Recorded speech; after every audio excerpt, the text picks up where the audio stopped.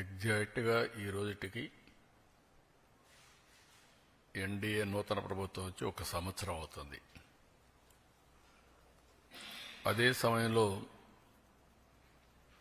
ఇచ్చిన హామీలు ఆ రోజు ఎన్నికల మేనిఫెస్టోలోని చాలా స్పష్టంగా, మేనిఫెస్టోని కాకుండా ప్రచారంలో కూడా చాలా స్పష్టంగా చెప్పాను.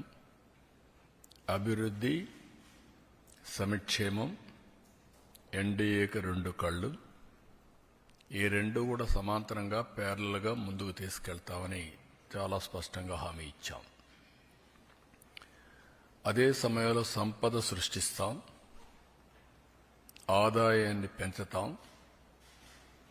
పెంచిన ఆదాయాన్ని అభివృద్ధికి, సంక్షేమానికి రెంటికి బ్యాలెన్స్ చేసుకుంటూ ఎక్కడ కూడా ఎలాంటి ఇబ్బంది లేకుండా ఈ కార్యక్రమాలు ముందుకు తీసుకుపోతామని చెప్పాం.